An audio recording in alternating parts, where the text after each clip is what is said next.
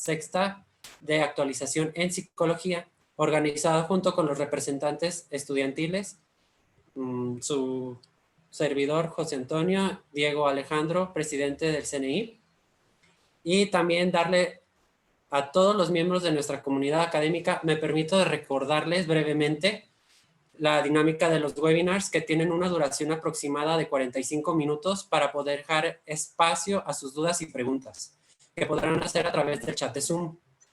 Este espacio es de 15 minutos.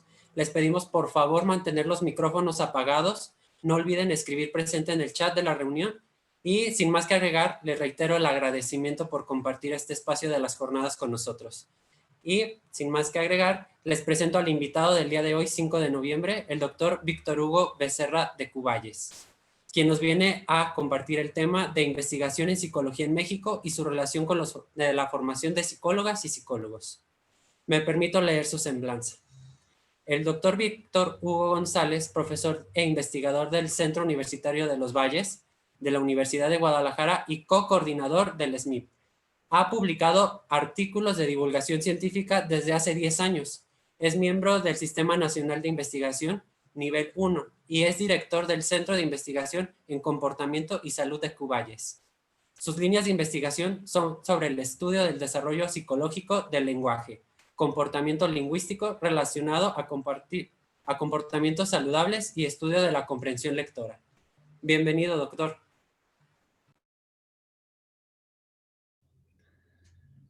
Pues primero que nada, muchas gracias por la invitación. Buenas tardes a todos. Y bueno, pues ahorita les voy a compartir la pantalla para dar inicio a la presentación.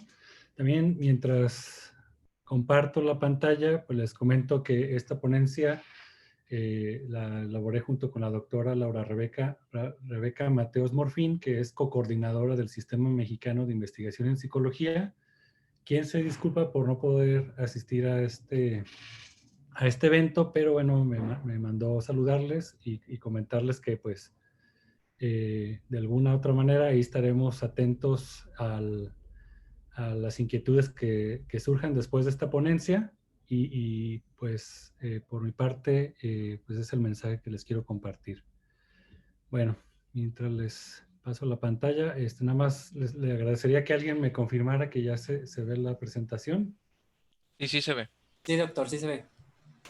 Ok, bueno, como les comentaba, su servidor y la doctora Laura Rebeca Mateos Morfín somos co-coordinadores del Sistema Mexicano de Investigación en Psicología y pues tenemos como una de las funciones principales de este organismo, de este conjunto de investigadores que estamos preocupados y ocupados en divulgar la investigación en psicología que se hace en México, pues es hacerle difusión y sobre todo con grupos de estudiantes de pregrado para pues despertarles el interés en la investigación y dejarles ver la importancia que tiene esta en su formación como psicólogos y psicólogas y también en cómo la investigación también permea la práctica que se tiene de la psicología en diferentes ámbitos.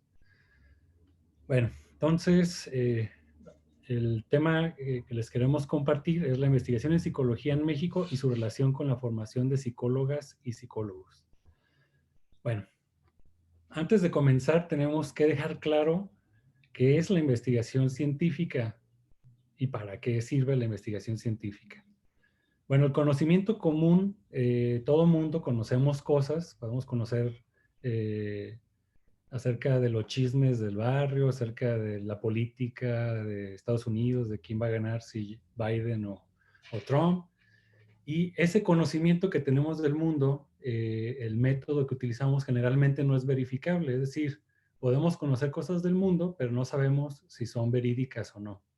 En cambio, el conocimiento científico busca verificar, aunque hay mucho cuestionamiento en términos de filosofía de la ciencia, si es verificable o es falseable, pero digamos, de alguna manera se busca comprobar que aquello que se dice se acerca a la verdad o no se acerca a la verdad. Otra característica del conocimiento común es que es asistemático, es decir, vamos aprendiendo todos los días un montón de cosas, ¿no?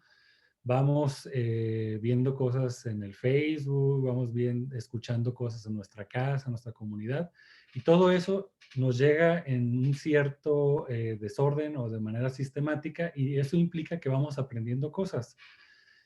Y por otra parte, la investigación científica es metódica, tiene pasos muy bien definidos para poder llegar a sus objetivos. Por otra parte, el conocimiento común generalmente no siempre es dogmático. ¿Qué quiere decir? Que se imponen o se asumen ciertas verdades sin cuestionar si es verdad o no es verdad aquello que se dice, ¿no? Esto ocurre en muchas agrupaciones sociales donde se siguen líderes solo porque pues, es carismático, nos gusta cómo habla, pero nunca reflexionamos si tiene o no tiene sentido lo que está diciendo. En cambio, en la investigación científica se busca seguir líderes con base en lo que están explicando, con lo que nos muestran con evidencia empírica. En el tema del conocimiento común, pues tenemos que es especulativo, es decir, que vamos asumiendo como verdades sin poder comprobarlas. Y en cambio, en el conocimiento científico, en algunos de los tipos de investigación científica se logra un cierto nivel de predicción. Y eso es gracias al método que se utilizan las estadísticas, se utiliza ciertos razonamientos y argumentaciones que permiten aumentar la probabilidad de predecir ciertos eventos. Y en el caso de la investigación, del conocimiento común, pues generalmente, aunque lo queremos generalizar, no siempre es generalizable. Es decir, por ejemplo, en el conocimiento común, por ejemplo, en las experiencias de noviazgos, nos puede ir mal con las parejas. Puede que nos sean infieles y podemos tener 3 parejas en nuestra historia de vida.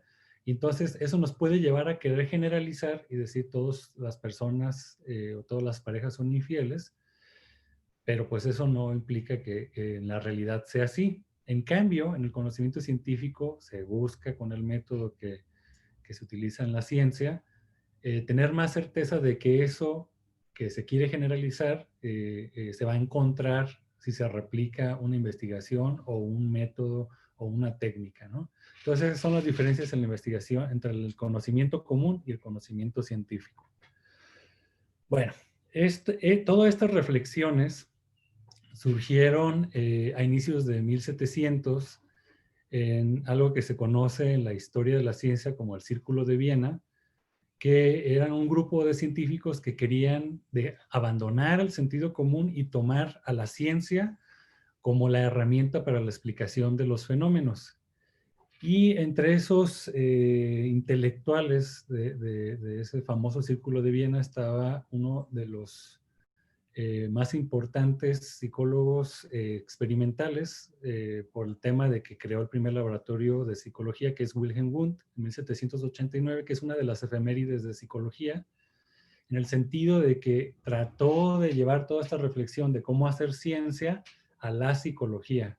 Y entonces, pues Wundt trató de explicar cómo las sensaciones, las percepciones y ciertas imágenes se reproducían por el método de introspección o cómo se hablaba de ellas a través de ese método en la mente o en las estructuras mentales que él trataba de estudiar. Entonces, este laboratorio de psicología marcó el precedente de hacer ciencia en psicología. Y fue muy importante porque aunque ahora pues hay pocos o quizás ningún psicólogo en México que trabaje con el estructuralismo, pues esto se debe a algo muy importante en la investigación científica, que es a ver, ahí está, que es el tema de cómo las teorías van apareciendo y desapareciendo en función de la investigación que se hace respecto de ellas. Hay un libro que todo científico o todo psicólogo, creo yo, también debería de leer, que es este libro de Thomas Kuhn, que es un libro bastante fácil de leer, de la estructura de las revoluciones científicas, donde Kuhn va diciendo que todas las ciencias, no solamente la física, que era pues lo que él quería hacer en un inicio como en su formación profesional, y después terminó siendo filósofo de la ciencia. Dice, no solamente en la física, sino en todas las demás ciencias ocurre esto de que se propone una teoría, se hace investigación para demostrar que si esa teoría tiene sentido o no, y entonces la misma evidencia empírica, con este método de la ciencia, va dando cuenta de si tiene sentido o no tiene sentido, cómo explica la realidad que quiere explicar, ¿sí? O esta parte de la realidad. Y entonces, aquí hay uno de tantas líneas de tiempo que podríamos ver de la historia de la psicología. Y aquí hay un conjunto de personajes de la psicología que podemos ver en libros de psicología actualmente, ¿no? Por ejemplo, podemos ver a Wilhelm Wundt, que es el que les mencionaba anteriormente.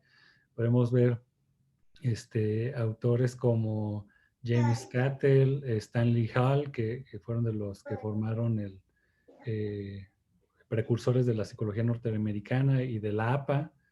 Margaret Floyd, que fue la primera mujer en presidir el American Psychological Association. Vemos a Watson y a varios personajes históricos, a Piaget y otros más, ¿no? ¿Y qué ha pasado con todas estas propuestas? Bueno, pues la evidencia empírica lo que ha hecho es batearlas. Por ejemplo, el estructuralismo de Wilhelm Wundt, pues ya la evidencia mostró que tenía una explicación que tenía bastantes complicaciones a la hora de mostrarlo empíricamente. Entonces, pues ya no hay manera de seguir sosteniendo muchas de las reflexiones. Y entonces, eso también ha pasado con otras propuestas en psicología, gracias a que se hace investigación. Si no se hiciera investigación, seríamos dogmáticos. Lo que diga, según San Skinner, según San Vygotsky, según San Piaget, o sea, no son dogmas, sino que la teoría va diciendo si vale la pena o no vale la pena seguir apostando por una propuesta teórica. Y gracias a esto, Thomas Kuhn pues deja en claro que las teorías van siendo sustituidas por otras teorías que van llenando esos huecos. Por ejemplo, en física, la teoría que propuso Newton para explicar el movimiento de los cuerpos o la física de Newton, pues tuvo limitantes en explicar ciertos fenómenos que ocurren en el universo. Entonces, para eso llegaron otros físicos, el más famoso de ellos, Albert Einstein, con su teoría de la relatividad, en la que explicaba que la gravitación, el movimiento de los cuerpos, no es absoluto en todas las partes del universo, sino que hay lugares donde la gravitación o el movimiento de los cuerpos o el espacio cambia en función de ciertas propiedades de ese ambiente. Por ejemplo, con los hoyos o los agujeros negros, pues ahí la velocidad y el tiempo tiene una propiedad muy distinta a la que conocemos en la Tierra, ¿no? Entonces, ¿cómo se llegó a eso? Pues haciendo investigación. Y lo mismo ha ocurrido en psicología. Tenemos muchas propuestas. El funcionalismo ya no es muy conocido en las universidades. Ahí todavía parte el conductismo, que fue subsanando problemas de funcionalismo, o el estructuralismo, sirvió de base a la teoría de la Gestalt, o la propuesta de Piaget, que fue muy criticada por Vygotsky, pero que sirvió para hacer algunas reflexiones acerca del lenguaje y el pensamiento. Y así podemos encontrar varios ejemplos de cómo las teorías pues han requerido de investigación para ver si tiene sentido o no lo que dicen los psicólogos acerca de ellas. Entonces, bueno, todo esto, aquí voy a tener un poco con esto de las reflexiones de las teorías que podemos discutir al final, porque quiero que tengamos un poco más de conversación. En el mundo, todo este tema de la investigación, pues es también relevante entender en qué situación está el mundo con relación a la investigación en general primero, ¿no? Por ejemplo, aquí hay un mapa de qué tantos investigadores por millón de habitantes hay en el mundo. Y entonces podemos ver que donde hay más habitantes, los colores más intensos en tono morado, son aquellos donde hay más investigadores por millón de habitantes. Y así se va diluyendo el tono, haciéndose más claro en los países que hay menos investigadores. Y pues podemos ver que México pues es de los países que tiene menos cantidad de investigadores. Todavía no hablamos de psicología, ¿eh? Estamos hablando de que tiene una cantidad mínima respecto a países desarrollados. Y si vemos esa comparación en América Latina, de cuántos investigadores por millón de habitantes hay, en este caso, volteando a ver solo los doctorados que graduaron en el 2012, en México solamente había 42, cuando en Alemania, Australia, Portugal y otros países que han apostado por la investigación como una palanca de desarrollo en sus países, pues han tenido 333 graduados y nosotros apenas 42. En comparación a los países que constituimos América Latina, pues no estamos tan mal, pero tampoco estamos pues en un lugar deseable. Y eso solamente hablando del 2012. Aquí hay otra gráfica que también habla de la investigación en general en América Latina, donde México, en el año 2013, que es hasta el último recuento que hay en este reporte de la OCDE o de la UNESCO en específico, pues México tenía 42,000 investigadores por millón de habitantes, es decir, 42 por cada 100,000, y pues estábamos en ese entonces por debajo de Argentina y Brasil.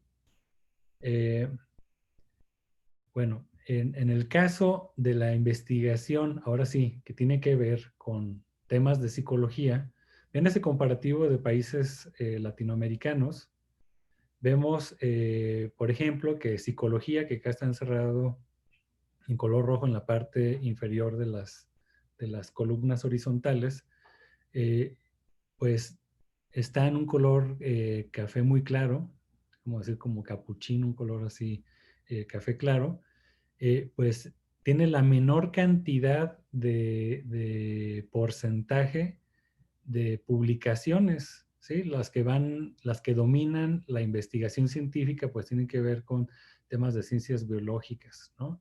Entonces, vean lo poquísimo que se publica en temas de investigación en psicología. Y en México, pues había tan solo en uno de los buscadores que utilizaron esta encuesta, pues solo 333 investigaciones contra 14,956 en ciencias biológicas, ¿no? O sea, una producción de investigación en psicología muy baja. Bueno, vamos a hacer otro paréntesis aquí para reflexionar, porque ahorita vamos a hacer una especie de conversatorio al final para reflexionar varias cosas de lo que les quiero plantear hoy. Bueno, vamos a ver un poco de la historia de la psicología en México en cuanto a sus antecedentes históricos. Por ejemplo, en 1896, pues fue el primer curso de psicología en la Escuela Nacional Preparatoria, que fue lo primero que se tiene en el registro académico de nuestro país, como la primera clase que se dio de psicología. Y después, en 1938, había un posgrado en psicología en la UNAM, pero no había licenciatura. Fue hasta 1959 que surgió la primera licenciatura en psicología en la UNAM. Y de ahí viene la conmemoración del 20 de mayo, del Día del Psicólogo en México, como una efeméride, porque fue cuando se conmemora la creación de esta licenciatura. Y del lado derecho pongo, ahora sí, qué relación tenía esto que se hacía en psicología con la práctica de los psicólogos. Pues en ese entonces, como había muy poca investigación en México, pues de hecho no había psicólogos, los programas de estudio estaban basados en temas psiquiátricos. Entonces, ¿qué hacían los psicólogos? Lo que hacían es éramos los asistentes o eran los asistentes de los psiquiatras. Entonces, por ejemplo, aquí hay fotos del archivo del primer hospital psiquiátrico que se llamaba La Castañeda. De hecho, hay un grupo de rock que se llama así. En alusión pues a este centro de atención a personas con problemas de salud mental. Y pues ahí hay unas fotos de cómo estaban ahí siendo tratados, y eso es lo que hacíamos, bueno, lo que hacían los psicólogos de aquel entonces, ¿no? Entonces, no había investigación en psicología en México, pues entonces nada más éramos, pues digamos, la parte de apoyo técnico de la psiquiatría, ¿sí? Y bueno, ¿qué ocurrió después?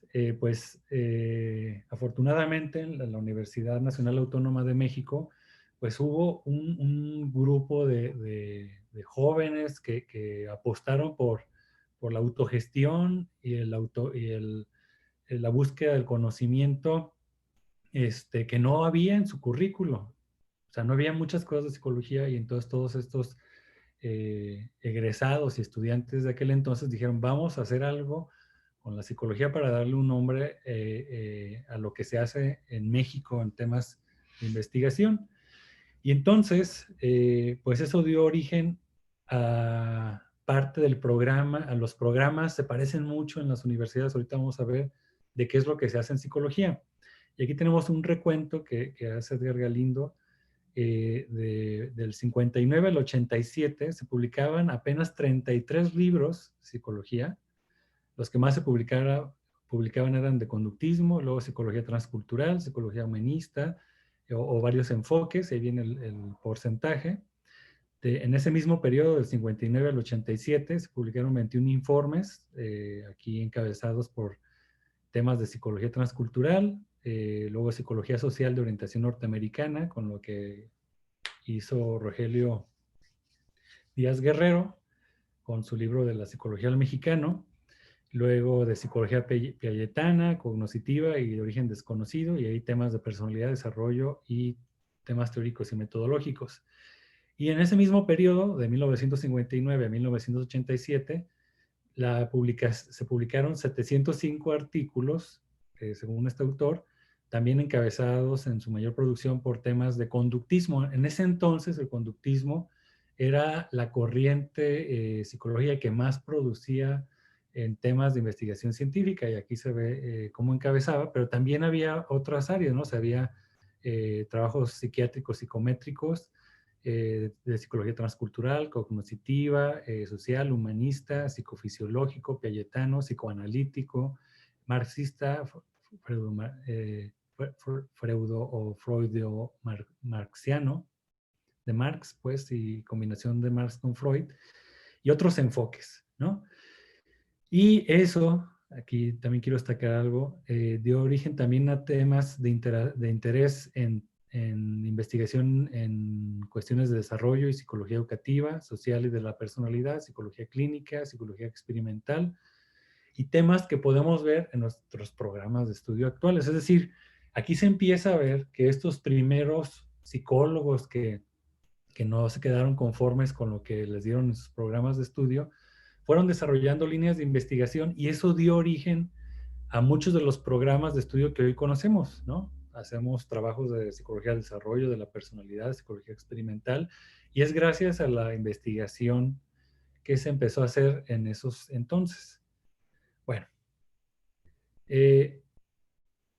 ahora, ¿qué datos actuales hay? Ya estamos viendo, pues, qué pasaba en los orígenes de la investigación en psicología en México.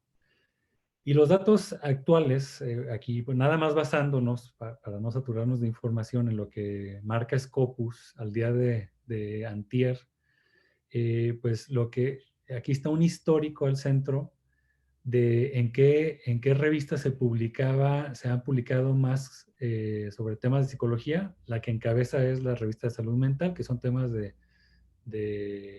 salud mental tal cual, donde se publican cosas de psiquiatría y de psicología clínica.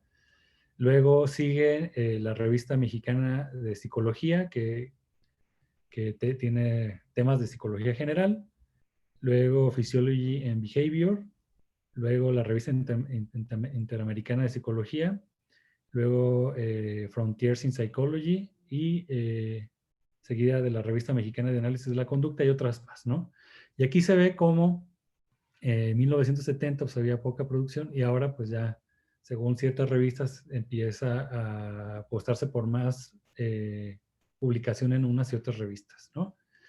Y aquí en el cuadro inferior de la derecha podemos ver cuáles universidades son las que más publican. Pues está encabezado por la Universidad Nacional Autónoma de México, la UNAM, con 1,253, el Instituto Nacional de Psiquiatría Ramón de la Fuente, con 456, la Benemérita Universidad de Guadalajara, con 397, y la Universidad Autónoma de Nuevo León, bueno, son las universidades que encabezan la producción científica del país, de acuerdo a esta base de datos, ¿no? Bueno, ¿qué se ha publicado en general en la Universidad Autónoma de México, que es una de las más importantes como vimos ahorita?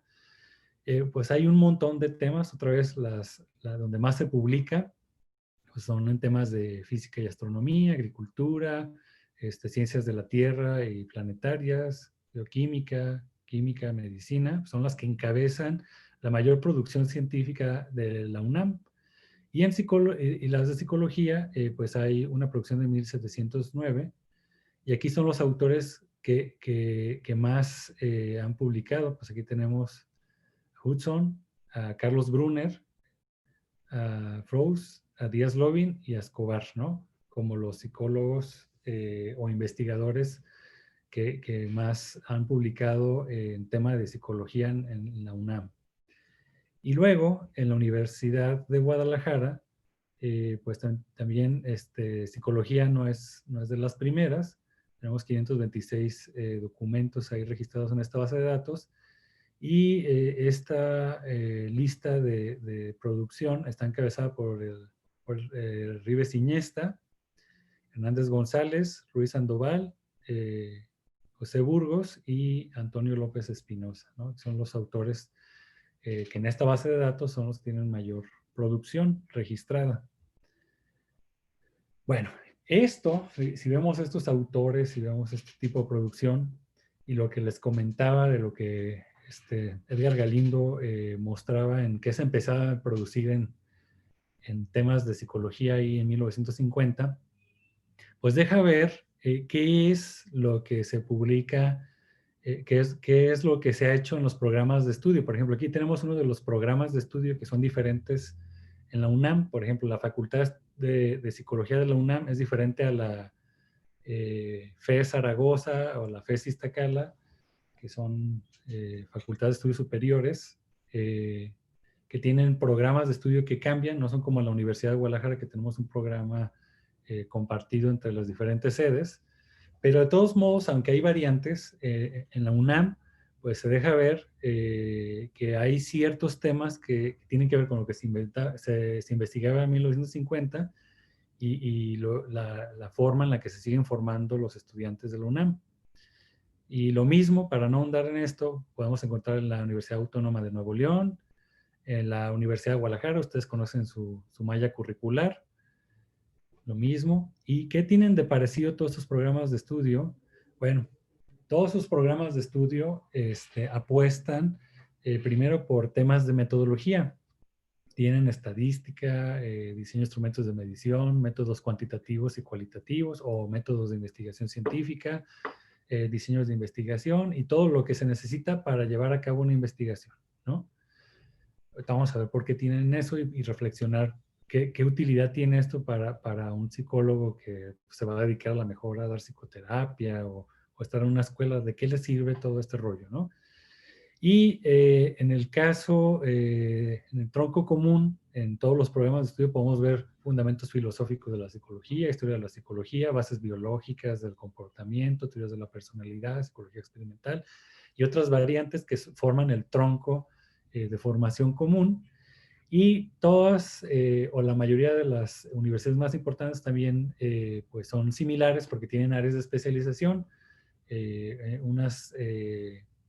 no aparecen todas las áreas de especialización, dependiendo de la naturaleza de cada centro universitario o cada facultad, pues apuestan por clínica, social, laboral, neuropsicología, educativa y otras áreas, ¿no? Entonces, en eso se parecen y ahí se veía cómo lo que se estaba haciendo en 1950, pues todavía está vigente en los programas de estudio que hoy conocemos. Bueno, ya en particular, ¿qué pasa no solamente en la investigación en psicología en México, sino en el mundo? Pues ya vimos esta historia de la psicología, que hay muchas teorías y todo este rollo, pero ¿qué es lo que, digamos, se va llenando en todo este asunto de teorías que utilizan los estudiantes de psicología? Pues se van llenando de muchos y muchos temas y se empieza a practicar con base en algo que le llamamos eclecticismo, que es que hay que tomar de todo, ¿no? Si soy de educativa, pues hay que tomar lo que sirva de todas las teorías. Si soy de clínica o de laboral, pues hay que tomar de todas las teorías, ¿no? Y eso es lo que llega, digamos, en la formación de muchos psicólogos en la parte profesional. Y en algunos casos muy contados hay unos programas de estudio que apuestan, aquí lo pongo como signo de interrogación, por una u otras teóricos con base en una teoría bien definida, que son casos muy raros, pero sí llega a haber programas de estudio que apuestan por una propuesta teórica.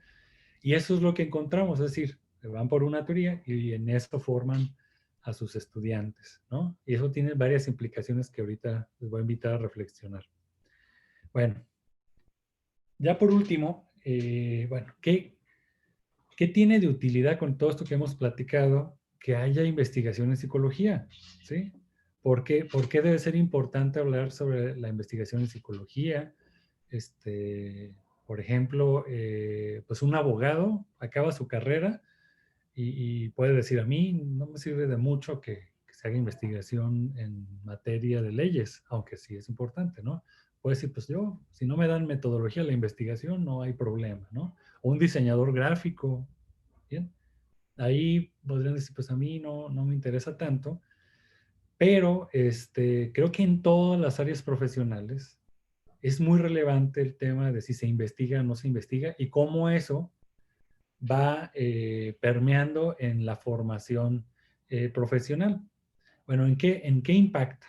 Bueno, lo primero que impacta es que las técnicas y tecnologías que tienen que ver con esta investigación que se hace en ciertas profesiones o en ciertas áreas de investigación básica, de laboratorio, pues van derivando en mejores técnicas y desarrollo de tecnología más efectiva y eficiente. Es decir, si vamos encontrando que la evidencia nos muestra que ciertas técnicas no funcionan para resolver ciertos problemas, pues gracias a la investigación podemos decir, abandonemos esas y tomemos otras que sí funcionen. ¿Qué más ayuda a que haya investigación en psicología en la parte profesional?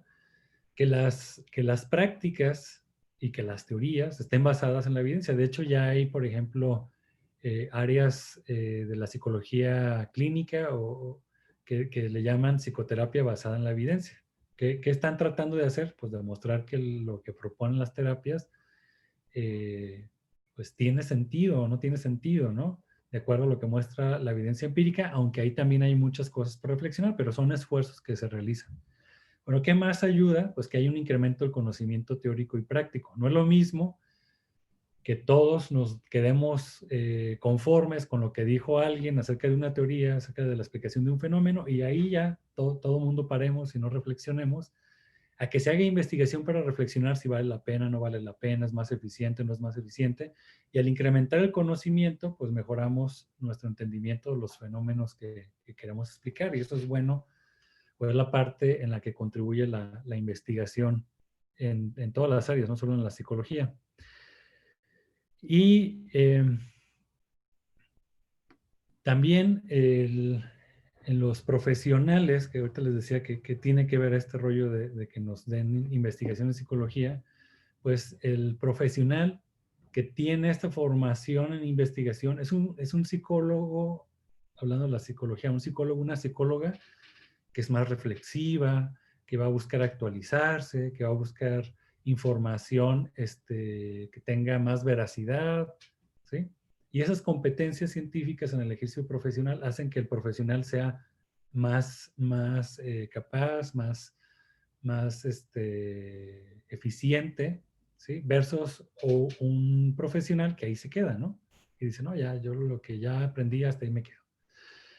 Y esto tiene que ver también con, en las universidades hay más pensamiento crítico, menos demagogia académica. ¿Qué quiere decir demagogia? Lo que dijimos que pues aceptar o imponer una verdad.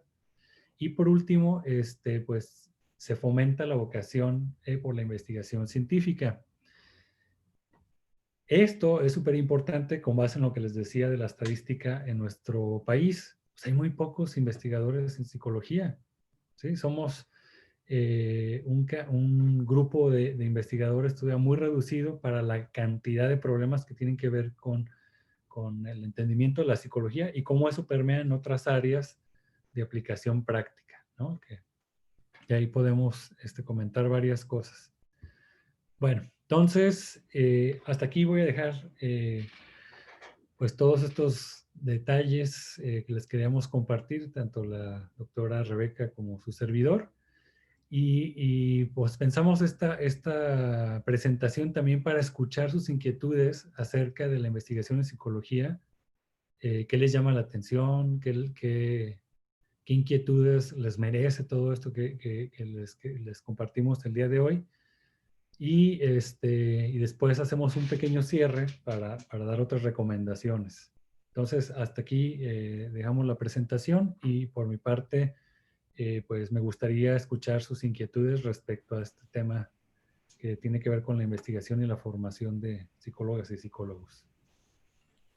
Muchas gracias, doctor Víctor, por este planteamiento que nos hace el día de hoy. Y efectivamente, pues tenemos algunas preguntas que han hecho.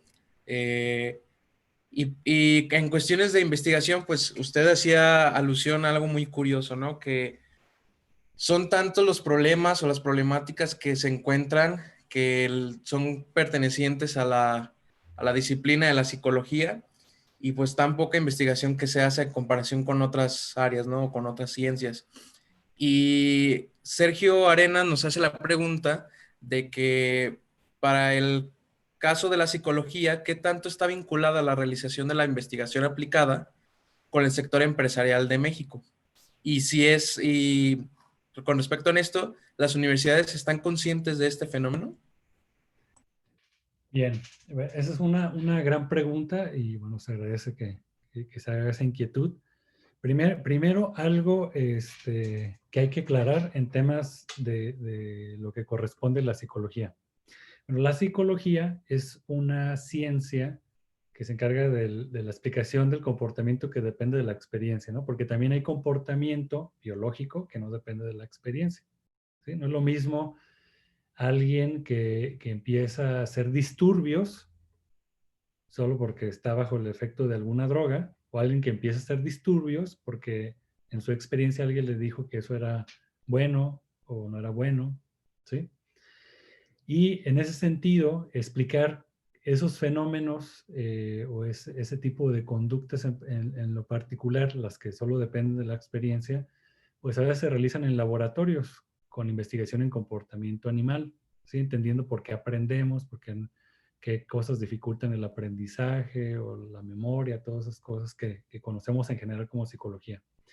Y eso que se hace en los laboratorios, también con temas de comportamiento humano, de liderazgo, etcétera, hay varios temas que también se hacen en el laboratorio, se le denomina psicología básica. Y eso, desgraciadamente, tiene poca vinculación con las áreas aplicadas de la psicología, que es lo que vemos en las universidades.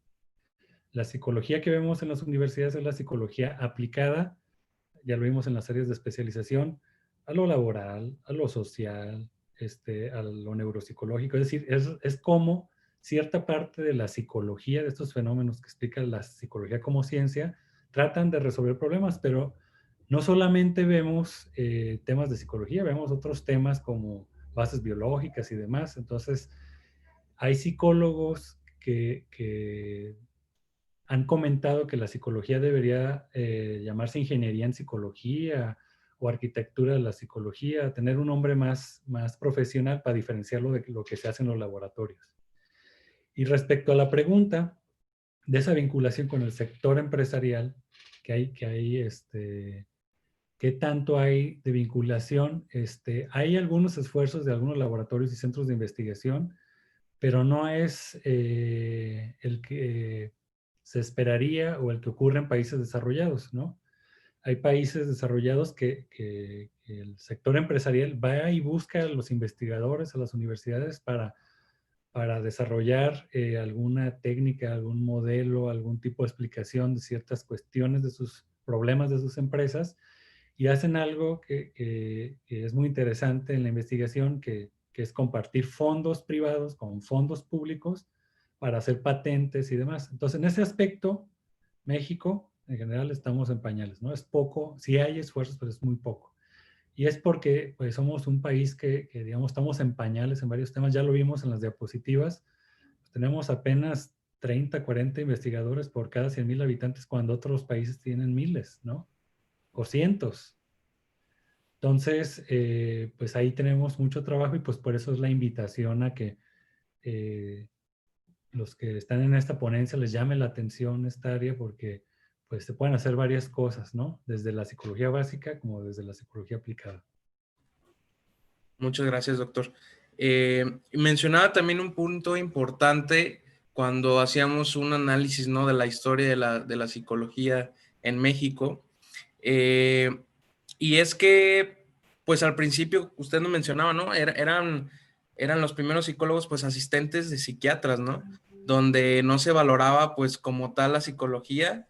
Y muy posiblemente era un momento histórico donde se estaban dando solución a problemas epistemológicos acerca de cuál es el objeto de la psicología, ¿no? Y precisamente aunado a esto, Óscar Campos nos dice que si considera que la falta de consenso en el objeto de estudio de la psicología es una de las causas de la falta de la práctica psicológica basada en la evidencia.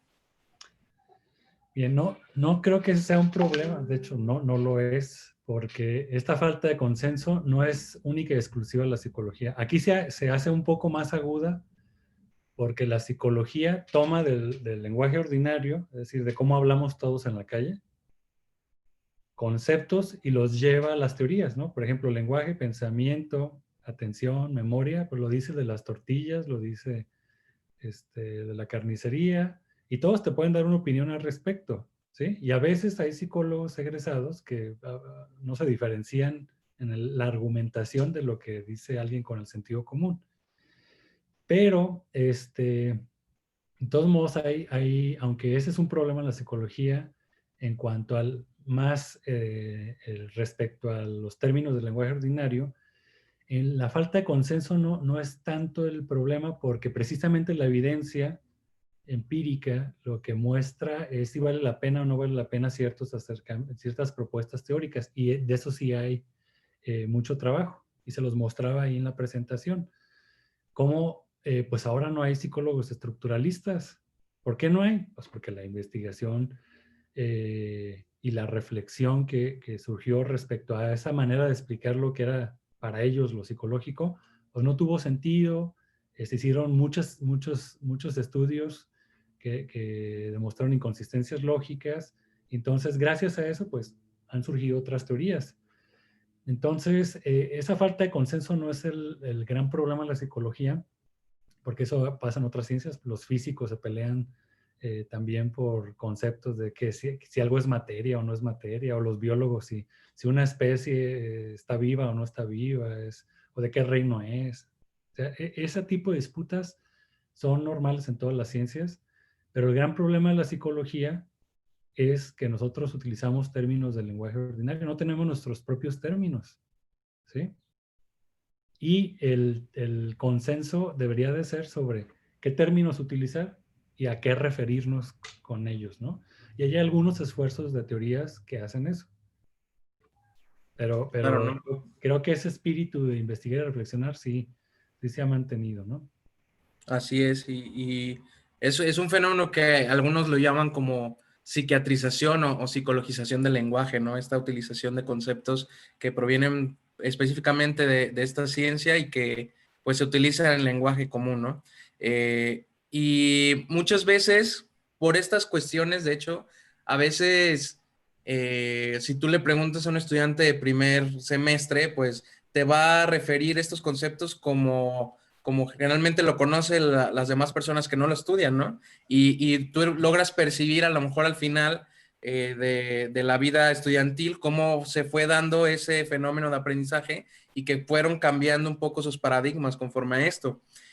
Sin embargo, pues vemos que algo que también es muy, muy curioso en México es que sí, muchos estudian la licenciatura en psicología, pero al final de cuentas no todos terminan estudiando un posgrado, no todos terminan especializándose en algo, ¿no? Muchos les es como suficiente ya tener la licenciatura o creen que es como la mayor aspiración. Y es por esto que nos hacen la pregunta de que si, cómo enfrentar la falta de motivación para la tesis en posgrado. Aquellos que sí se animan a hacer un posgrado, ¿cuál sería la solución para poder hacerlo?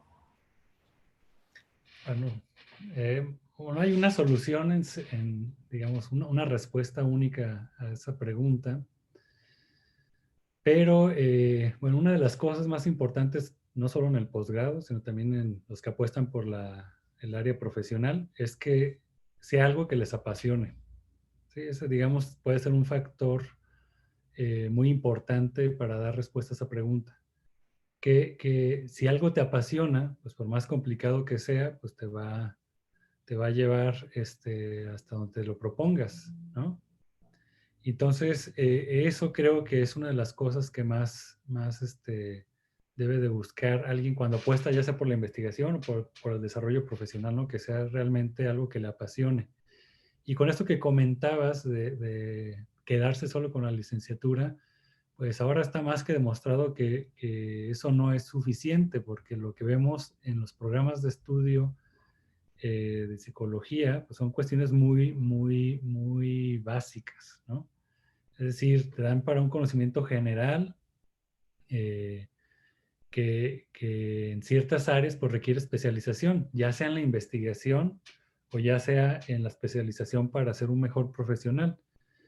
Y en este sentido, aquí hay otra invitación, ustedes que son como es en el futuro de México, y irles dando pautas de que vayan reflexionando sobre qué es el tipo de futuro que se imaginan hoy para la práctica de un psicólogo, ya sea en la investigación o sea en el desarrollo profesional, porque ustedes son los que van a ir pisándonos los callos a los que ya les llevamos algunos años, porque hay varios temas ahí pendientes. Por ejemplo, en el ejercicio profesional de la psicología en varias áreas hay mucho trabajo por realizar, reflexionar. Por ejemplo, en el área clínica hay mucha mala práctica de los psicoterapeutas, ¿no? De hecho, hay gente que ni siquiera es psicóloga y da psicoterapia, ¿no? Y uno dice, ¿cómo ocurre eso? Bueno, pues porque los psicólogos estamos en nuestra hamaca bien dormidos y no establecemos cuestiones normativas que digan, no, es que esto no es un asunto para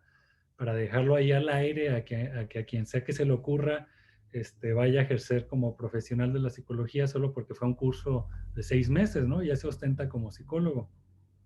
Y eso se debe a que pues, los psicólogos nos hemos dormido en nuestros laureles en esa parte profesional.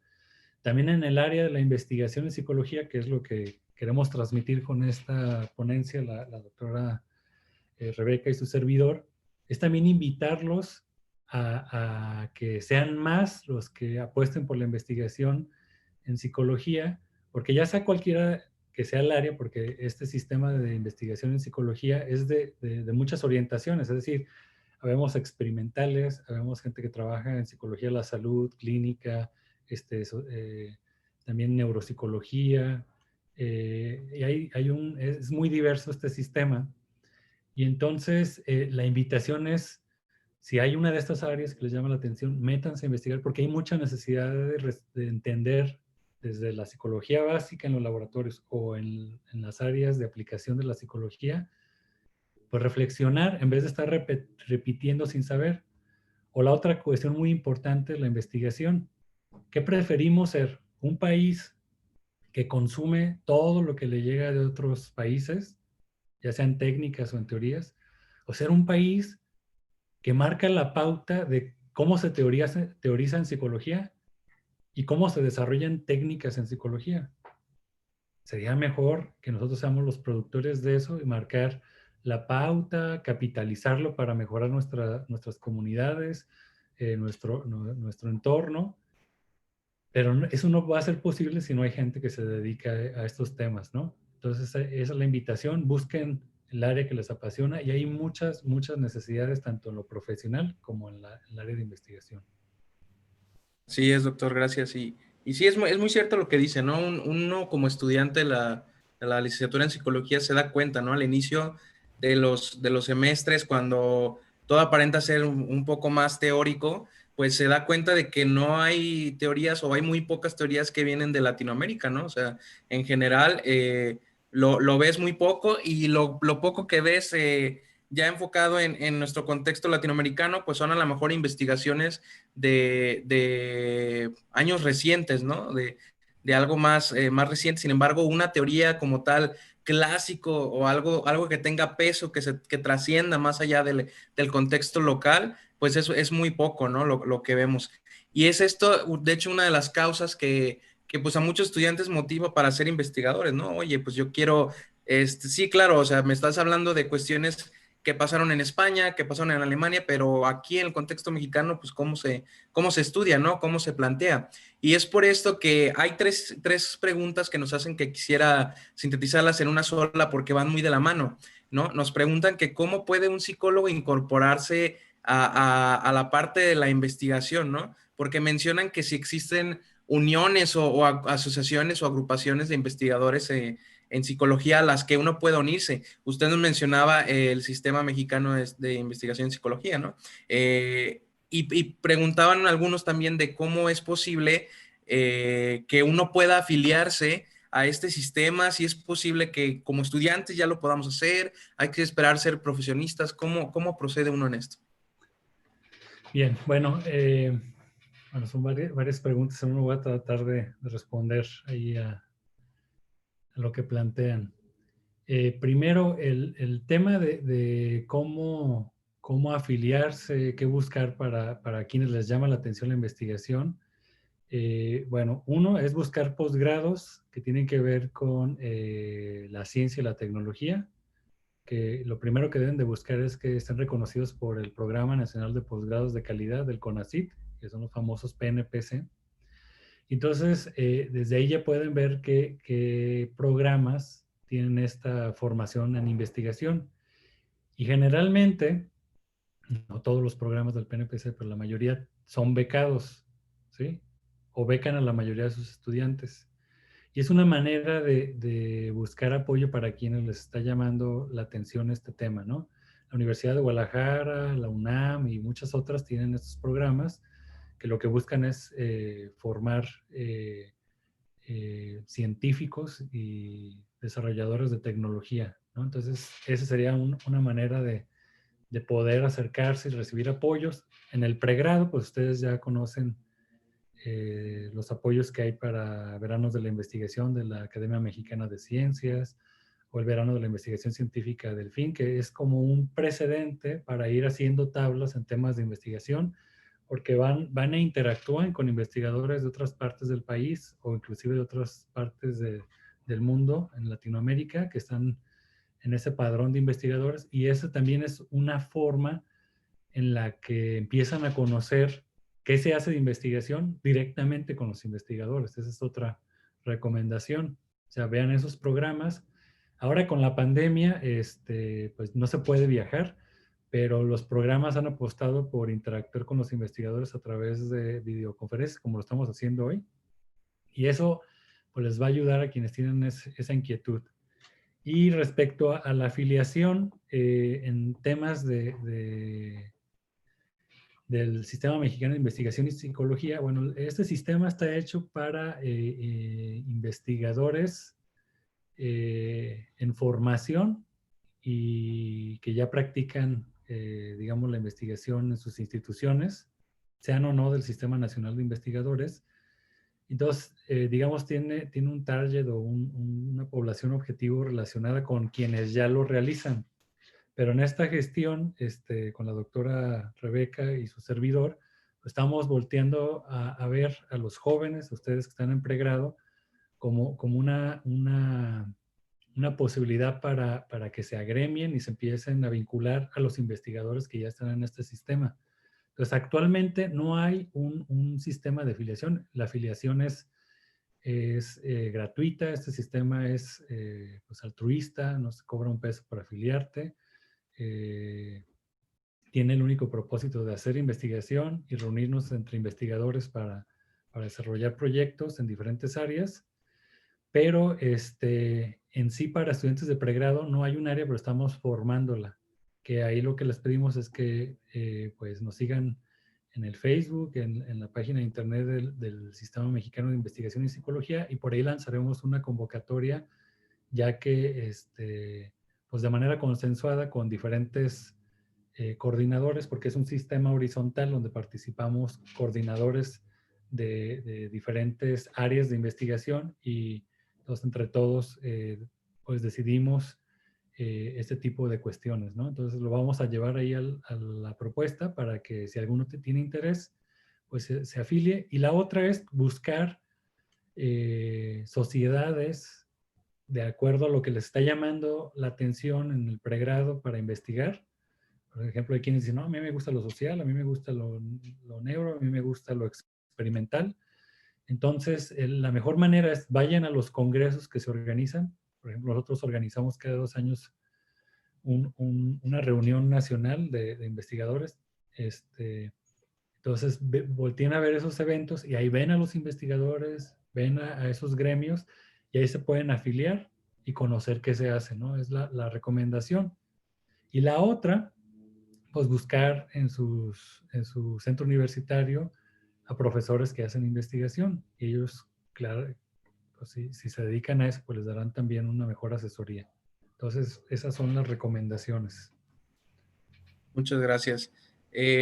Otra de las preguntas que nos hacen es específico en el área, perdón, escolar o educativa. Y preguntan que cómo los alumnos pueden denunciar a un profesional de la psicología que realiza una mala praxis y utiliza métodos no basados en evidencias. Y que, bueno, esta pregunta la hace Génesis Aranza y que lo menciona por un caso particular de compañeras estudiantes. Bien, pues se puede proceder ya de manera legal. Lo que les digo que es que los colegios los colegios de psicólogos deberían de tener también un área de atención particular para este tipo de casos. Pero ya va habiendo algunas asociaciones, creo que ya les tocó una ponencia de uno de los ponentes que también tiene que ver con este tema de las buenas prácticas en ciertas áreas. Pero bueno, si es un asunto grave, pues es denunciarlo a las autoridades. Cuando muchos de los de mi generación, que estuvimos en un periodo en el que la psicología como que iba repuntando socialmente como una profesión más aceptada, porque cuando a mí me tocó estudiar, pues la psicología en cualquiera de sus áreas era algo como que se veía así como de que, pues eso para qué, ¿no? Y ahora ya es una profesión que ha sido bien recibida porque hay muchos problemas que han surgido en lo que hace un psicólogo en la parte profesional, en la clínica.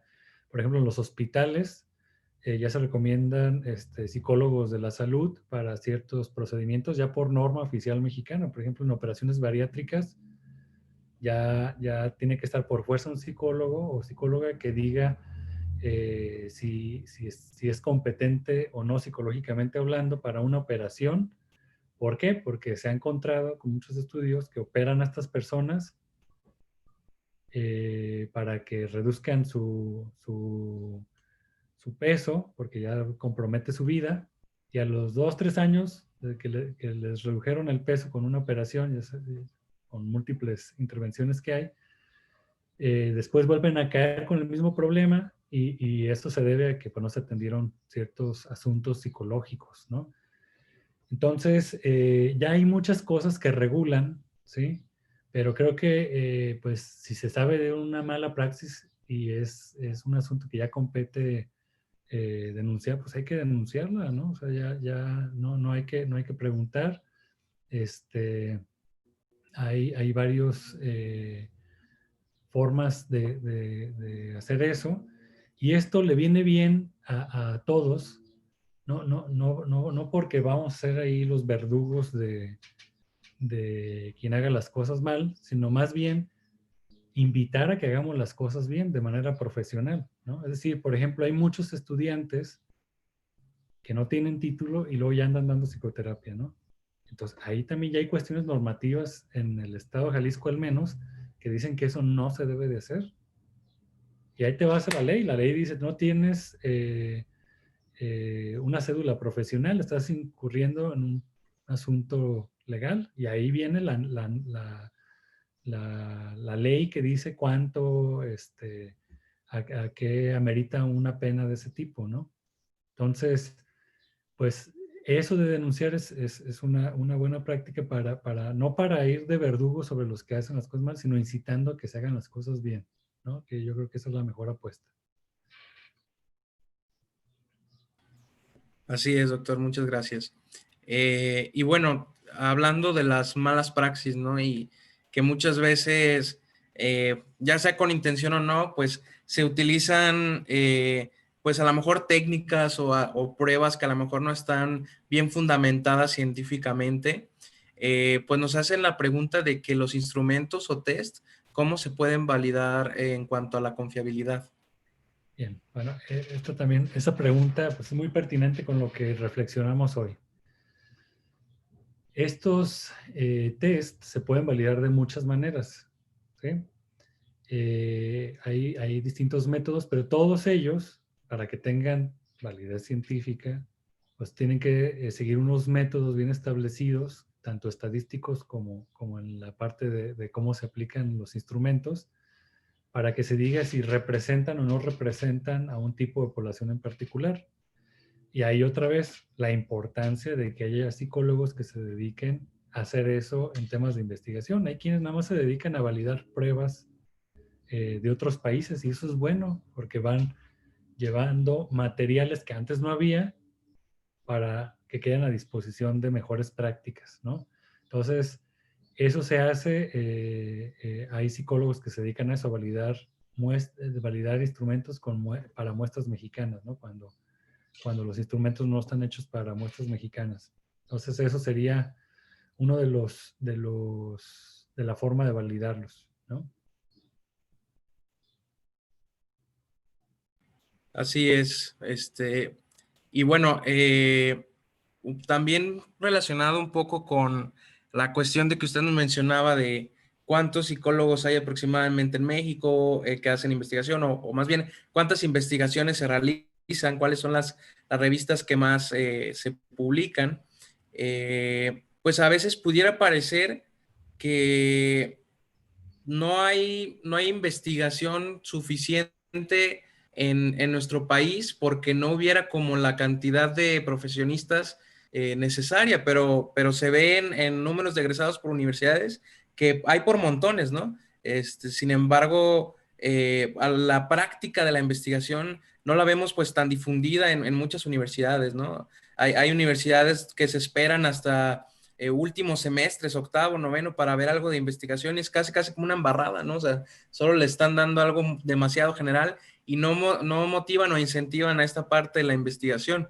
Y con respecto a esto, Irene Barbosa nos hace la pregunta de que si cree que la falta de investigadores psicólogos en el país se deba a la estigmatización de la psicología o a la falta de desarrollo de habilidades de investigación durante el estudio de la licenciatura. Bien, bueno, también es otra buena pregunta y ligada a lo que planteabas en un inicio con este asunto de la gran cantidad de egresados que hay en psicología, en las licenciaturas. Bueno, aquí hay un asunto que hoy estaba en un curso de formación de directivos en educación en Latinoamérica y se discutía el tema de cómo pues hay ciertas carreras que tienen sobre oferta profesional, es decir, hay muchos profesionales que están egresando y el tema es que bueno, no nos paramos a reflexionar por qué hay tantos egresados, ¿no? Y por qué se permite que haya tantas carreras, ¿no? O sea, ¿quién debe de decir, a ver, ¿por qué estamos permitiendo que se abra una licenciatura de psicología aquí, sin hacer primero una reflexión de qué tan necesario es y a qué los queremos, a qué necesidad van a atender, ¿sí? Y eso no solamente pasa con la psicología, pasa con abogado, hay un montón de carreras, ¿no? Eso es algo que le toca a los expertos en políticas educativas, ¿no? Ese tema de por qué, si sabemos que hay tantos carreras, por qué permiten y todo este rollo, ¿no?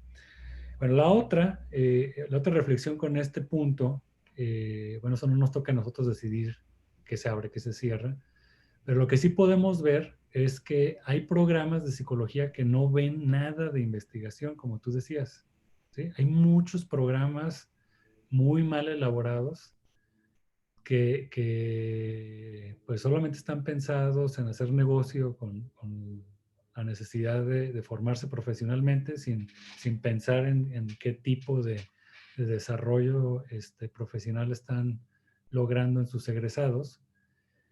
Y esos profesionales pues no ven muchas cosas que tienen que ver con investigación, como sí lo vemos en otras universidades, como en la Universidad de Guadalajara, entre otras, ¿no? La UNAM y demás. Y eso sí es algo que debería de preocupar, porque en muchas de las universidades no hay quien esté regulando o supervisando esto que comentábamos, de malas prácticas, de utilizar técnicas o cosas que inclusive ya rayan en el chamanismo y demás, que uno dice, pues, ¿dónde está el que regula que no se dé eso en una universidad? ¿Sí? Bueno, eso es algo que cada quien, si aquí hay eh, otros estudiantes de la psicología que están en programas, pues sí se lo deben de cuestionar. Están en una licenciatura que les están enseñando cosas que no tienen nada que ver con la ciencia, pues es como, ¿no? Pues déjale paro aquí porque pues, no voy a salir de chamán de aquí, ¿no? O sea, quiero ser psicólogo. Y esta estigmatización que mencionan en la pregunta acerca del quehacer del psicólogo, creo que está estigmatizada en ciertas áreas porque la psicología tiene muchas caras, es como un monstruo de 1000 cabezas, ¿no? Porque todos sabemos, sobre todo la gente que no estudia psicología o que ve desde fuera y dice, bueno, pues ahí están los psicólogos hablando de cosas de sus programas de estudio, ¿no? Pues no, a lo mejor no les queda claro, pero creo que la representación gráfica de los que sí sabemos cómo está la psicología es un monstruo de 1000 cabezas porque pues hay muchas áreas de especialización y hay muchas teorías dentro de esas mismas áreas de especialización. Entonces hay clínicos de muchas teorías, hay educativos de muchas teorías, ¿sí? Y claro que eso en algunas teorías sí estigmatiza, no en todas. Bien, otra vez, para acuñarlo con lo que queremos reflexionar en esta ponencia. ¿Cuáles son las prácticas que más estigmatizan? Pues aquellas que no se basan en la evidencia, ¿sí? ¿Por qué? Porque como no hay una actitud reflexiva de, a ver, esto que estamos haciendo como que no está bien, ¿verdad? Hay que pararlo.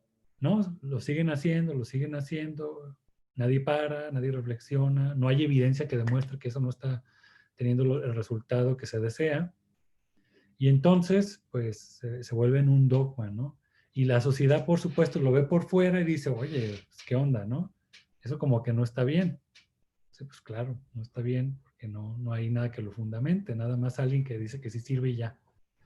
En cambio, hay otro grupo de psicólogos que está ganando el respeto de la sociedad porque demuestra que tiene ese esfuerzo por buscar que la evidencia sustenta que eso que está haciendo en la psicología clínica, en la neuropsicología, en lo que sea, pues es el argumento o la base para poder defender y decir eso que estoy haciendo, pues está basado en algo que ya se demostró que tiene más probabilidad de servir que no, que algo que nada más fue porque se le ocurrió a Juan Pérez y ya dijo que va a servir, ¿no? Entonces, esos otros psicólogos, por ejemplo, voy a hablarles de mi experiencia en una estancia que tuve en la Universidad de Florida, donde pues trabajan temas de autismo, ¿sí? Con temas de conductismo, ¿no? Que está estigmatizado también de cierta manera, no solo en México, sino en varias partes del mundo, porque, ay, es muy simple, no sé qué.